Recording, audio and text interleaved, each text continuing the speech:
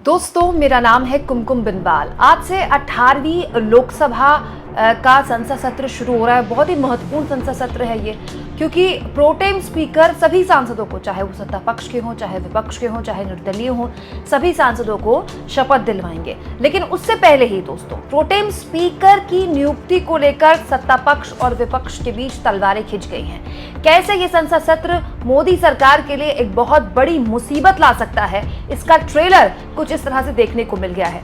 दरअसल दोस्तों, pro tem speaker कौन होता है पहले ये समझिए। 26 तारीख को तो स्पीकर का चुनाव होगा, लेकिन प्रोटेम स्पीकर एक तरह से आप कह सकते हैं कि टेम्परेरी स्पीकर होता है, जिसको राष्ट्रपति शपथ दिलवाती हैं। सिर्फ इसीलिए प्रोटेम स्पीकर का काम सिर्फ यही होता है कि जब तक स्पीकर की नियुक्ति नहीं हो रही है, वो संसद की कार्यवाही चलाएं। जैसे तमाम सांसदों को शपथ दिलवाने का काम, जो कि लगभग 1.5 से 2 दिन चलता है, क्योंकि बहुत सारे सांसद हैं। तो प्रोटेम स्पीकर जनरली सरकार ही चुनती है, और नियम ये है कि जो सबसे वरिष्ठ होते हैं, जिनको सबसे लंबा अनुभव होता है लोकसभा में, उनको प्रोटेम स्पीकर के तौर पर चुना जाए, चाहे वो विपक्ष के ही क्यों ना हो।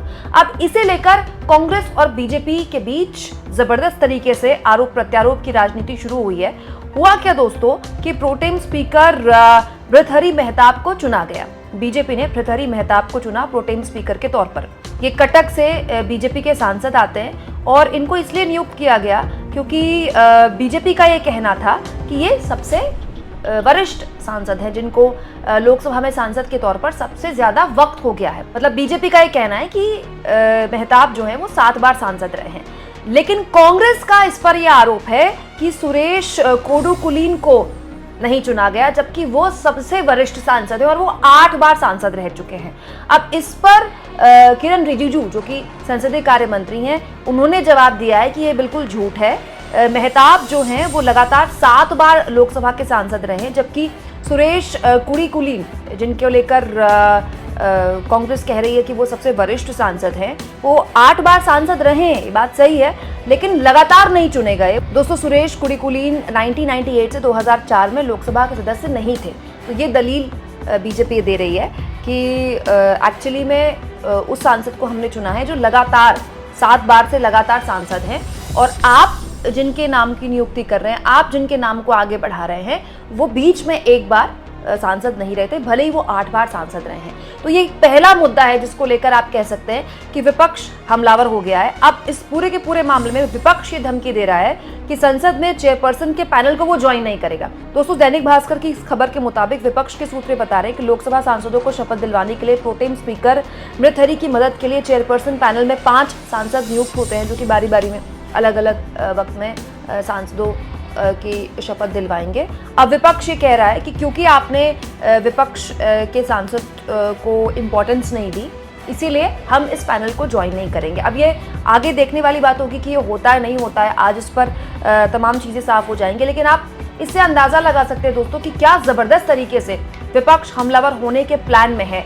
आज जो पार्लियामेंट अफेयर्स मिनिस्टर हैं किरण रिजिजू, जिनकी जिम्मेदारी है कि संसद की कार्रवाई सुचारू रूप से चले, और अब तो उनकी जिम्मेदारी ज़्यादा बढ़ गई है क्योंकि विपक्ष बहुत ताकत के साथ यहाँ आने वाला है। उन्होंने एक वेलकम ट्वीट किया, सभी सांसदों का स्वागत किया और कहा कि वो सबके लिए अवेलेबल रहेंगे जब भी उनसे कोई बात करना चाहे। तो इस पर जवाब दिया जयराम रमेश ने कि action speak louder than words, mister minister, walk and talk. देखते हैं आपकी बातें और आपके काम क्या वाकई में इस तरह दोनों का मेल होता है कि नहीं होता है। दोस्तों, इसके अलावा किरण रिजिजू और जयराम रमेश की काफ़ी तल्खी ट्विटर पर कल रात से दिखाई दे रही है।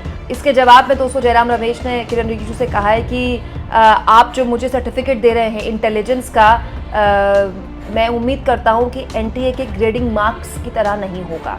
तो आप अंदाज़ा लगा सकते हैं कि अभी संसद शुरू नहीं हुई है और ज़बरदस्त तरीके से कांग्रेस और बीजेपी के बीच हमले शुरू हो गए हैं। आज जब संसद शुरू होगी, इसको लेकर ये भी जानकारी आ रही है कि तमाम विपक्ष के सांसद गांधी प्रतिमा के पास इकट्ठा हो सकते हैं, हाथ में संविधान की कॉपी लेकर, संविधान की किताब लेकर एक साथ दाखिल हो सकते हैं। और जब विपक्ष के इतने सारे सांसद हैं, इंडिया ब्लॉक के इतने सारे सांसद एक साथ दाखिल होंगे, तो आप अंदाजा लगा सकते हैं कि क्या माहौल वहां पर होगा। अब इस पूरे के पूरे मसले पर जाहिर तौर पर नजर हमारी रहेगी। पल पल की अपडेट जो भी संसद से निकल कर आएगी, सबसे पहले आप मेरे चैनल में देखेंगे।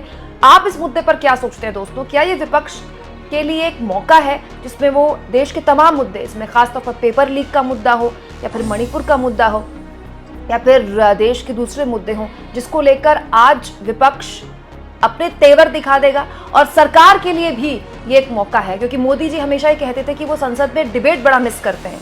तो पिछले 10 साल में जिस डिबेट को वो मिस करते थे, अब वो मिस नहीं करेंगे।